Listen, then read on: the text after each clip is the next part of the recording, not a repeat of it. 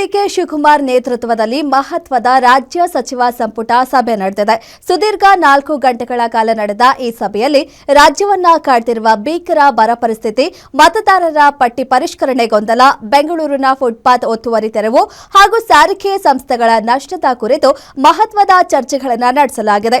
ಹಾಗಿದ್ರೆ ಸಂಪುಟ ಸಭೆಯಲ್ಲಿ ತೆಗೆದುಕೊಂಡ ಮಹತ್ವದ ತೀರ್ಮಾನಗಳೇನು? ಬನ್ನಿ ನೋಡೋಣ.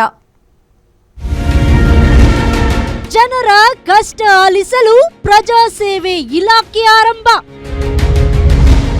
ಬರ ಪರಿಸ್ಥಿತಿಯನ್ನ ಗಂಭೀರವಾಗಿ ತೆಗೆದುಕೊಂಡ ಸರ್ಕಾರ. ಡಿಕೆಶಿ ನೇತೃತ್ವದ ಕ್ಯಾಬಿನೆಟ್ನಲ್ಲಿ ಮಹತ್ವದ ನಿರ್ಧಾರ.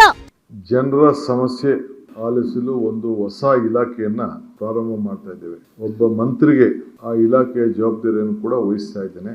ಅದು ಪ್ರಜಾಸೇವೆ ಇಲಾಖೆ ಅಂತ ಹೇಳಿ ಅದಕ್ಕೆ ಕರೀತಾ ಇದ್ದೇವೆ. ಮಳೆ ಕೊರತೆಯಿಂದ ರಾಜ್ಯದಲ್ಲಿ ಬರ ಪರಿಸ್ಥಿತಿ ಗಂಭೀರವಾಗ್ತಾ ಇದೆ. ರಾಜ್ಯದ ಬಹುತೇಕ ಅಣೆಕಟ್ಟುಗಳಲ್ಲಿನ ಒಳಹರಿವು ಶೂನ್ಯಕ್ಕೆ ತಲುಪಿದೆ. ಈ ಹಿನ್ನೆಲೆ ಕ್ಯಾಬಿನೆಟ್ ಸಭೆಯಲ್ಲಿ ಹಲವು ನಿರ್ಣಯಗಳನ್ನ ಕೈಗೊಳ್ಳಲಾಗಿದೆ. ಬಳಿಕ ಸುದ್ದಿಗೋಷ್ಠಿಯಲ್ಲಿ ಸಚಿವ ಸಂಪುಟ ನಿರ್ಣಯವನ್ನ ಡಿಕೆ ಶಿವಕುಮಾರ್ ತಿಳಿಸಿದ್ದಾರೆ. ರಾಜ್ಯದಲ್ಲಿ ತೀವ್ರ ನೀರು ಮತ್ತು ವಿದ್ಯುತ್ ಅಭಾವವಿದ್ದು, ನಾನು ಖುದ್ದಾಗಿ ಬರಪೀಡಿತ ಪ್ರದೇಶಗಳಿಗೆ ಭೇಟಿ ನೀಡಲಿದ್ದೇನೆ ಎಂದಿದ್ದಾರೆ. ಆಮೇಲೆ ಡ್ರಾಟ್ ಸಿಚುವೇಶನ್ ಬಹಳ ದೊಡ್ಡ ಸಮಸ್ಯೆ ಕಾಣ್ತಾ ಇದೆ. 20% ಮೇಲೆ ಲಾಸ್ಟ್ ಇಯರ್ಗೂ ಈ ವರ್ಷಕ್ಕೂ ಕೆಲವು ಕಡೆ ಎಲ್ಲ 0 ಇದೆ ಇನ್ಫ್ಲೋ. ಸೊ ಅದಕ್ಕೆ ಯಾರೇ ಮಂತ್ರಿಗಳಿಗೆ ನಾನು 2-3 ಜಿಲ್ಲೆಗೆ ನೀವು ಹೋಗಿ ರಿವ್ಯೂ ಮಾಡಬೇಕು ಅಂತ ಹೇಳಿದ್ದೇನೆ. ನಾನು 4 ವಿಭಾಗಕ್ಕೆ ಪ್ರವಾಸ ಕೈಗೊಳ್ತೇನೆ, ಹೋಗಿ ಅಲ್ಲಿ ರಿವ್ಯೂ ಮಾಡ್ತೇನೆ. 4 ವಿಭಾಗಕ್ಕೂ ಹೋಗಿ ಮಾಡ್ತೇನೆ. ಸೊ ಪ್ರೈಮ್ ಮಿನಿಸ್ಟರ್ ಕೂಡ ತಮಗೆ ಈಗಾಗಲೇ ಗೊತ್ತಿದೆ, ಅವರು ಕೂಡ ಒಂದು ದೊಡ್ಡ ಎಚ್ಚರಿಕೆಯನ್ನು ಕೊಟ್ಟಿದ್ದಾರೆ.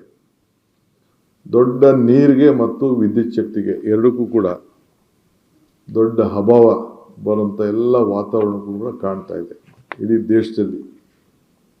ಸೊ ಈಗಾಗಲೇ ಕೆಲವು ಕಡೆ ಎಲ್ಲ ತುಂಗಭದ್ರಾ, ಘಟ್ಟಪ್ರಭಾ, ಮಲ್ಲಪ್ರಭಾ, ಆಲಮಟ್ಟಿ, ನಾರಾಯಣಪುರ, ವಾಣಿವಿಲಾಸ್ ಇಲ್ಲಿ 0 ಇನ್ಫ್ಲೋ ಇದೆ. 0 ಒಂದು ಚೂರು ಇನ್ಫ್ಲೋ ಬರ್ತಾ ಇಲ್ಲ. ಬೆಂಗಳೂರಿನ ಪ್ರಮುಖ ರಸ್ತೆಗಳಲ್ಲಿರುವ ಫುಟ್ಪಾತ್ ಒತ್ತುವರಿ ತೆರವುಗೊಳಿಸುವ ಸಾಧಕ ಬಾಧಕಗಳ ಬಗ್ಗೆಯೂ ಸಭೆಯಲ್ಲಿ ಚರ್ಚಿಸಲಾಗಿದೆ. ಸುಪ್ರೀಂ ಕೋರ್ಟ್ ಆದೇಶದಂತೆ ಮುಖ್ಯ ರಸ್ತೆಗಳ ಫುಟ್ಪಾತ್ಗಳನ್ನು ತೆರವುಗೊಳಿಸಲಾಗ್ತಾ ಇದ್ದು, ಬೀದಿ ಬದಿ ವ್ಯಾಪಾರಿಗಳ ಪುನರ್ವಸತಿಗಾಗಿ 50ರಿಂದ 60 ಕೋಟಿ ರು ಹಣ ಮೀಸಲಿದೆ.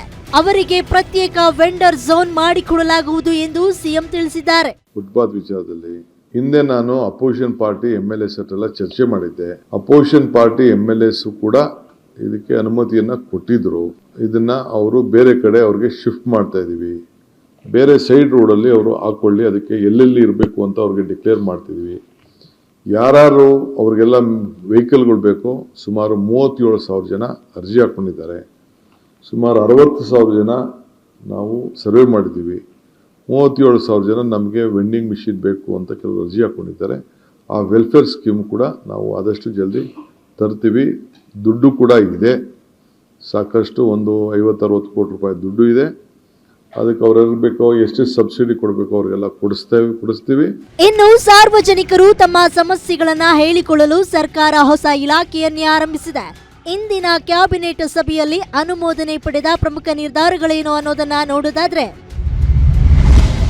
ಕ್ಯಾಬಿನೆಟ್ ಪ್ರಮುಖ ನಿರ್ಧಾರಗಳು: ಪ್ರಜಾಸೇವೆ ಇಲಾಖೆ ಆರಂಭ, IAS ಅಧಿಕಾರಿ ನೇಮಕ, ಬೆಂಗಳೂರಿಗೆ ಬರುವ ಅಗತ್ಯವಿಲ್ಲ, ಜನರ ಬಳಿಗೆ ಸರ್ಕಾರ, ವಸತಿ ಕಟ್ಟಡಗಳ OC CC ಪಡೆಯಲು ಆಗಸ್ಟ್ 15ರವರೆಗೆ ಅವಕಾಶ, 98.50 ಕೋಟಿ ವೆಚ್ಚದ ಬೀಳಗಿ ಏತ ನೀರಾವರಿ ಯೋಜನೆಗೆ ಒಪ್ಪಿಗೆ, NGEF ಸಂಸ್ಥೆ ಜಾಗದಲ್ಲಿ 26.23 ಕೋಟಿ ರೂಪಾಯಿ ವೆಚ್ಚದ ಟ್ರೀ ಪಾರ್ಕ್ ಯೋಜನೆ, ಕಲಬುರಗಿಯಲ್ಲಿ PM ಮಿತ್ರ ಜವಳಿ ಪಾರ್ಕ್ ಅಭಿವೃದ್ಧಿಗೆ ಅನುಮೋದನೆ, ಅಲ್ಪಸಂಖ್ಯಾತ ವಿದ್ಯಾರ್ಥಿಗಳ ಸಮವಸ್ತ್ರ ಶೂ ಖರೀದಿಗೆ 33.6 ಕೋಟಿ ರೂಪಾಯಿ ಬಿಡುಗಡೆ, ಅಂಧತ್ವ ನಿಯಂತ್ರಣ ಕಾರ್ಯಕ್ರಮದಡಿ ನೇತ್ರ ಉಪಕರಣಕ್ಕೆ 25.95 ಕೋಟಿ ರೂಪಾಯಿ, ವಿಕಲಚೇತನರಿಗೆ ಕೈಗಾರಿಕಾ ಭೂಮಿ ಹಂಚಿಕೆಯಲ್ಲಿ 20 ಲಕ್ಷದವರೆಗೆ ವಿನಾಯಿತಿ, ಖಾಸಗಿ ಲೇಔಟ್ಗಳ ರಸ್ತೆಗಳು ಇನ್ನು ಮುಂದೆ ಸರ್ಕಾರಿ ರಸ್ತೆ.